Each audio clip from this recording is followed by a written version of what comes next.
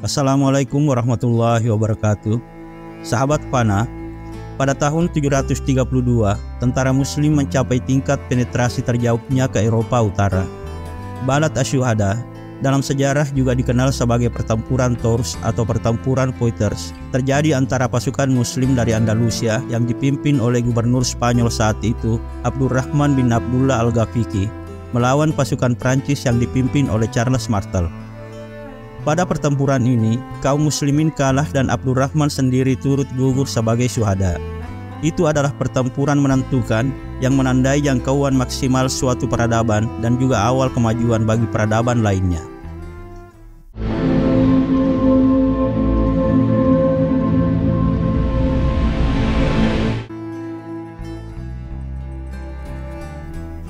Sahabat panah, untuk membahas pertempuran Tours, kita harus memahami konteks sejarahnya secara keseluruhan. Pada abad ke-5, Prancis, seperti halnya sebagian besar Eropa Barat, dikuasai oleh bangsa Gotik Jerman yang barbar. Istilah barbar digunakan untuk menggambarkan suku-suku yang tingkat kebudayaan dan peradabannya tidak lebih tinggi. Namun, mereka mempunyai komitmen yang kuat terhadap suku dan ras mereka. Istilah yang digunakan Ibnu Khaldun adalah asabiyah. Komitmen ini memungkinkan mereka untuk menguasai kekaisaran Romawi. Visigoth dari Jerman Barat menguasai Spanyol dan Prancis Selatan. Bangsa Ostrogoth dari Jerman bagian timur menguasai Italia dan bagian barat Laut Adriatik, sekarang Kroasia dan Slovenia. Suku Franka, yaitu suku Jerman lainnya, menguasai Gaul, yaitu Prancis Tengah dan Utara. Dalam gabungan kerajaan-kerajaan barbar inilah, Gereja Roma menafiskan diri sebagai kekuatan peradaban. Pada abad ke-6, bangsa Gotik telah menetap di wilayah-wilayah yang ditaklukkannya dan menjadi tuan tanah. Mereka mengenakan pajak dan mengeksploitasi penduduk setempat. Gereja mendirikan biara-biara mereka di seluruh Eropa Barat dan menjalin hubungan kerja dengan tuan-tuan tanah dan orang-orang yang berpengaruh.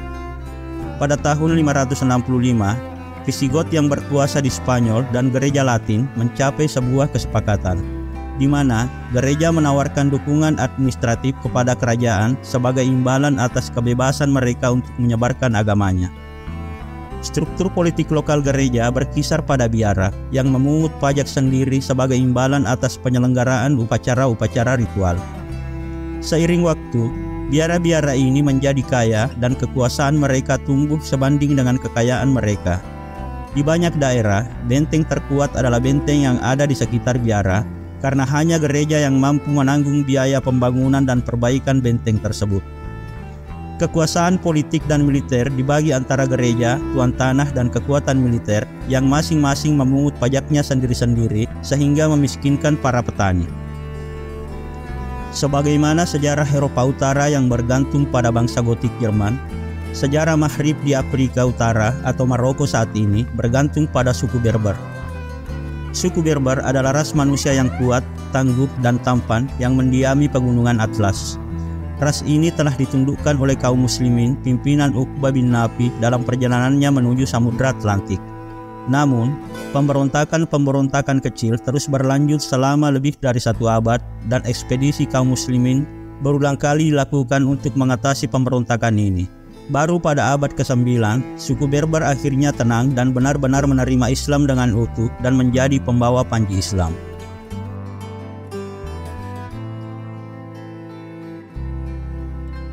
Ada korelasi langsung antara masuknya pasukan Muslim ke Eropa dan ketidakstabilan masyarakat Berber. Ketika suku Berber dapat ditangani, pasukan Muslim mengalami kemajuan. Namun, setiap kali terjadi pemberontakan, kemajuannya terhenti bahkan mengalami kemunduran. Sekali lagi, hal ini memperkuat fakta bahwa faktor utama dalam sejarah perkembangan Islam adalah situasi internal mereka sendiri. Prancis Selatan adalah bagian dari wilayah Visigoth dan penyerangan tentara Muslim ke Prancis merupakan perpanjangan dari kampanye melawan Visigoth. Serangan pertama dilakukan pada masa pemerintahan Khalifah Al-Walid bin Abdul Malik dan berhasil menundukkan Sorbonne dan Lyon pada tahun 713. Serangan kedua yang dilakukan pada tahun 714 berhasil merebut Normandia. Sebuah ekspedisi pada tahun 731 di bawah pimpinan Anbasa bin Sahim memperluas kekuasaan Muslim hingga melampaui Carcassonne tapi Anbasa terbunuh selama kampanye ini. Sepeninggal Anbasa bin Sahim, Abdurrahman bin Abdullah Al-Ghafiqi diangkat menjadi gubernur Spanyol.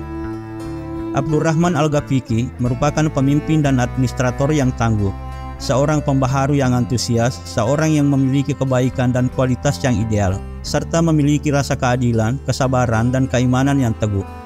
Ia adalah pemimpin Andalusia yang terbesar dan paling handal. Sejak era kepemimpinannya, gubernur-gubernur yang tidak amanah diganti dengan orang-orang yang jujur. Orang-orang Islam dan Kristen diperlakukan secara adil sesuai dengan perjanjian yang terjalin di antara mereka. Gereja-gereja yang dirobohkan secara semena-mena diperbaiki kembali. Demikian juga sebaliknya, gereja yang dibangun dengan cara korupsi, yaitu dengan cara menyogok penguasa setempat, diperintahkan untuk dirobohkan. Abdurrahman sangat waspada terhadap potensi konflik internal dan pemberontakan di Andalusia serta terhadap kemungkinan ancaman dari arah utara. Oleh karena itu, ia berinisiatif mengirim pasukannya ke utara menyeberangi pegunungan Pirenia untuk memerangi salah satu gubernurnya di Prancis Selatan, Utsman bin Abi Nis'ah, yang menentang kepemimpinannya dan bersekutu dengan penguasa Kristen di wilayah itu, Adipati Aquitaine bernama Eudo. Pasukan yang dikirim Abdurrahman berhasil menumpas perlawanan Utsman bin Abi Nis'ah. Abdurrahman sendiri kemudian menyusul ke utara dengan pasukan yang kuat untuk menghadapi ancaman Adipati Eudo dan pasukannya. Abdurrahman memasuki wilayah Prancis pada musim semi tahun 732, kurang lebih 1 tahun setelah ia diangkat menjadi gubernur Spanyol. Satu persatu wilayah Aquitaine berhasil diduduki pasukannya. Adipati Eudo berusaha menahan pasukan Abdurrahman di tepi sungai Dordogne, namun dalam pertempuran ini, Eudo menderita kekalahan telak dan banyak anggota pasukannya yang mati di pertempuran itu. Abdurrahman Al-Ghafiqi mengejar Eudo hingga ke ibu kota kerajaannya di Burdal, Bordeaux, yang segera takluk ke tangannya setelah pengepungan singkat. Seluruh wilayah Aquitaine kemudian jatuh ke tangan Muslim, sementara Eudo sendiri melarikan diri ke utara. Pasukan Muslim mulai memasuki wilayah Burgundi dan menaklukkan kota-kota seperti Lyon dan Besançon. Sebagian pasukan Muslim bahkan berhasil mencapai Sens yang terletak hanya 100 mil saja dari Paris.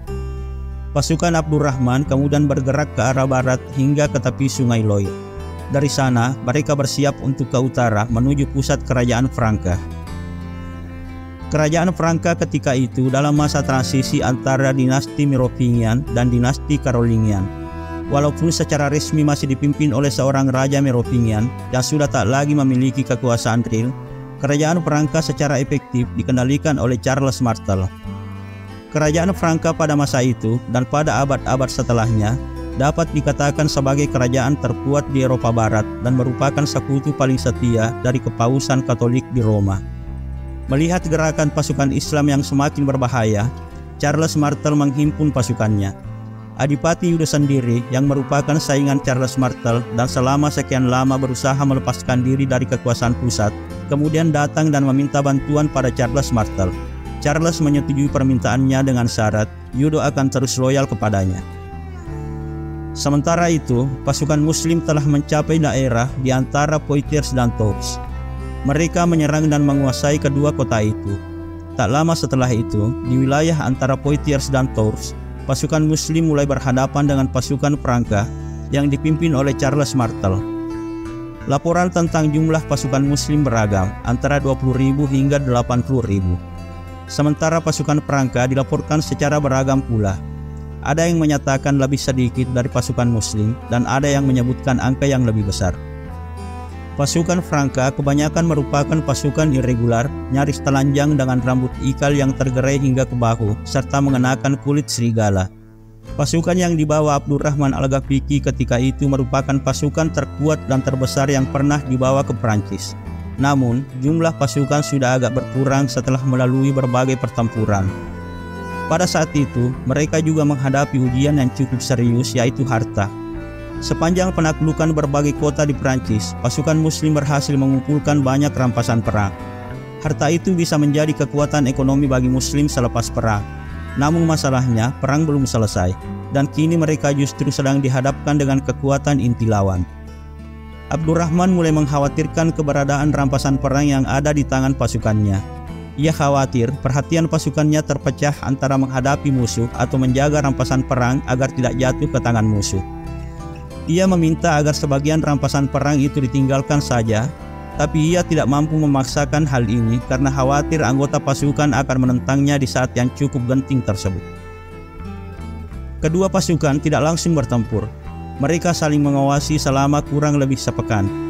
Kesempatan ini digunakan oleh pasukan Muslim untuk mengamankan harta yang telah mereka kumpulkan agak jauh ke selatan. Akhirnya, pertempuran bermula pada tanggal 13 Oktober 732 atau akhir Sya'ban 114 Hijriah. Selama 8 hari, kedua pasukan terlibat dalam pertempuran kecil. Kemudian pada hari ke-9, mereka memasuki pertempuran besar yang melibatkan seluruh anggota pasukan. Mereka bertempur hingga malam hari tanpa ada pihak yang menang. Pada hari ke-10, kedua belah pihak saling menyerang dengan kekuatan penuh. Kubu Prancis memperlihatkan strategi statis dengan pertahanan yang kokoh dan menyulitkan kaum muslimin untuk menyerang. Pasukan Prancis pada akhirnya mulai kelelahan dan tanda-tanda kemenangan mulai berpihak kepada kaum muslim saat itu. Tapi sayangnya, banyak di antara anggota pasukan muslim yang terlalu khawatir akan jatuhnya rampasan perang ke tangan musuh. Sehingga ketika mereka mendengar seruan dari tempat penjagaan harta bahwa musuh mulai melakukan penetrasi ke tempat itu, konsentrasi pasukan muslim menjadi terpecah. Banyak di antara mereka yang meninggalkan posisinya dan menuju tempat harta rampasan perang berada. Hal ini menimbulkan kekacauan di dalam barisan muslim dan membuka peluang bagi musuh. Abdurrahman berusaha untuk mengembalikan pasukannya pada posisi mereka semula, tapi semuanya sudah terlambat. Dalam keadaan yang tidak menentu itu, ia terkena anak panah yang dilontarkan musuh. Ia terjatuh dari kudanya dan mati syahid. Keadaan menjadi semakin kacau dan musuh berhasil mendesak pasukan muslim. Walaupun mendapat pukulan bertubi-tubi dan banyak korban yang gugur, kaum muslimin masih bisa mempertahankan posisi mereka hingga pertempuran dihentikan pada hari itu. Kedua belah pihak kembali ke posisi masing-masing dan bersiap-siap menyongsong pertempuran baru keesokan harinya. Namun, pasukan muslim tidak bersiap untuk menyongsong pertempuran baru. Mereka menyadari bahwa mereka tidak mungkin menang tanpa pemimpin mereka yang sudah gugur.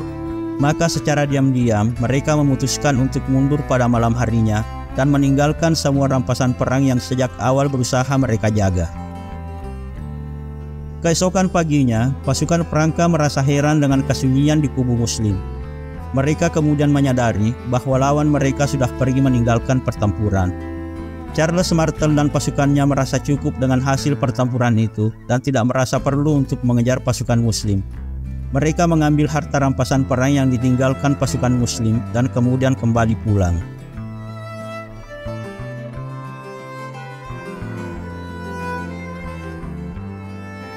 Pertempuran Tours merupakan serangan besar-besaran terakhir yang dilakukan umat Islam ke Eropa Utara. Ketidakmampuan mereka melancarkan serangan lanjutan bukan karena kehebatan pasukan Franka, namun lebih disebabkan oleh ketidakstabilan politik di internal kaum muslimin sendiri, di antaranya pemberontakan kaum Berber di Afrika Utara yang tidak pernah benar-benar reda, serta terjadinya Revolusi Abbasiyah tahun 750 di Asia Tengah. Pembahasan lengkap mengenai Revolusi Abbasiyah ini akan kita bahas terpisah di episode selanjutnya. Saat itu, kekuatan militer muslim berada pada batas jangkauannya.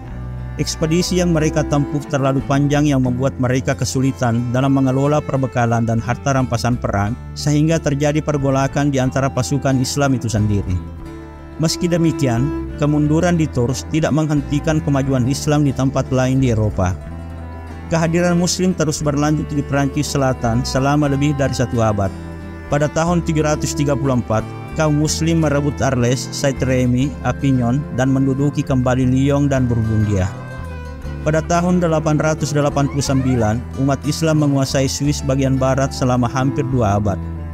Pada masa pemerintahan Abdurrahman III dari Spanyol, Fraxinetum, Palais, Jenewa, Toulon, dan Great Saint Bernard berhasil direbut pada tahun 939 sampai 942. Tentara muslim kemudian mengitari Danau Jenewa pada tahun 956 dan menempatkan diri mereka di jalur pegunungan menuju Italia. Setelah kemenangan beruntun ini, kekuatan militer umat Islam mulai menurun. Alasan utama kemunduran ini adalah perang saudara di Spanyol, yang pada akhirnya menyebabkan disintegrasi kehalifaan Umayyah di Spanyol pada tahun 1032 dan terbentuknya kerajaan-kerajaan kecil yang sering berperang satu sama lain dengan bantuan para pangeran Kristen.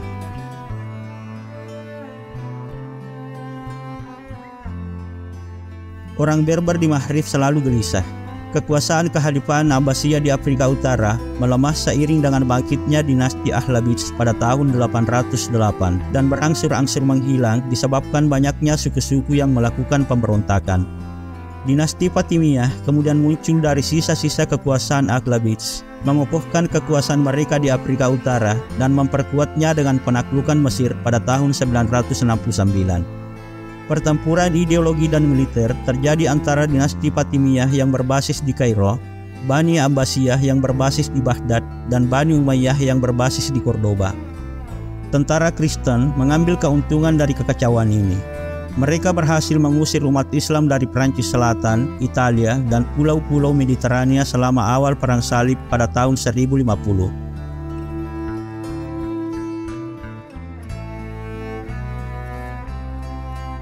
Sahabat Fana, pertempuran Tours juga dikenal dalam sejarah Islam sebagai Balat Asy-Syuhada atau dataran syuhada. Para sejarawan berandai-andai atas apa yang akan terjadi seandainya pertempuran itu dimenangkan oleh kaum muslimin.